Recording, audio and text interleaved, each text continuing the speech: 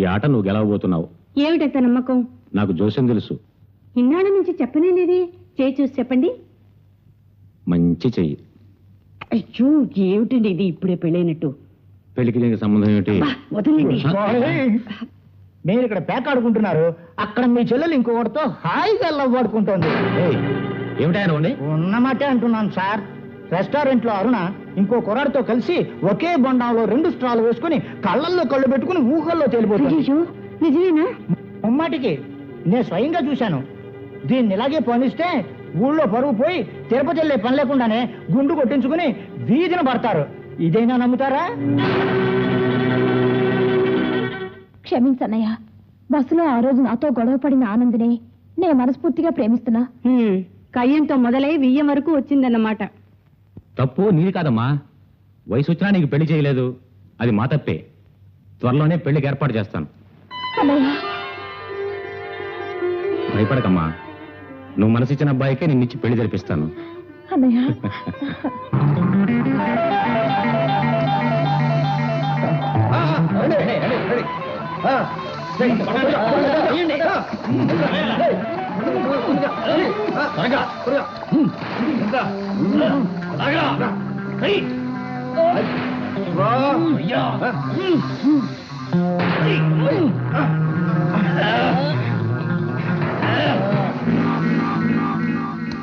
నువ్వుట్రా చేపలే miss కాలేదుగా? లేదండి.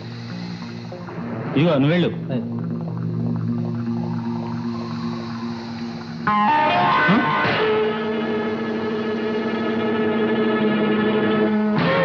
ఆ SP Rajasekharam మంది పట్టుకోవడానికి వస్తున్నాడు.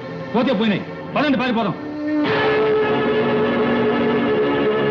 సార్, మీరు మఫ్టీలో ఉన్నా కూడా గుర్తుపట్టి భయంతో పారిపోతున్నారు సార్. ఒట్టి చేపలనే పట్టుకున్నారు, ఎందుకు అలా పారిపోతున్నారు? సార్, పంచాయతీ బోర్డుకు చెప్పకుండా దొంగతనంగా పట్టుకుని ఉంటారు. పోతే పోయి వదిలేండి సార్. సరే పదండి. ఓ చేపని లైవ్.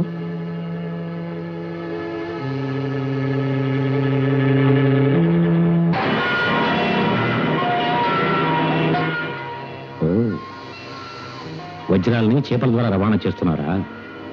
రాస్కెల్స్. ఇవన్నీ స్టేషన్ తీసుకోండి, నేను తర్వాత వస్తాను. Yes sir.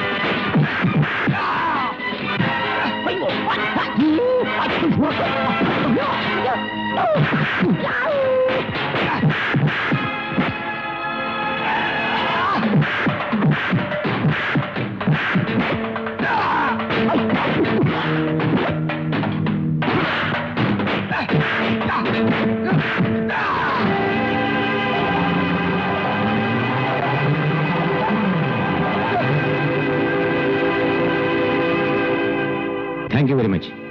పద మన ఇంటికి వెళ్దాంరా. రగిలే కడుపు, చితికిన బతుకు ఇవి పేదవాళ్లకు సొంతం. డబ్బుందన్న అహం ద్రోహం చేసే తత్వం ఇవి డబ్బున్న వాళ్లకు సొంతం.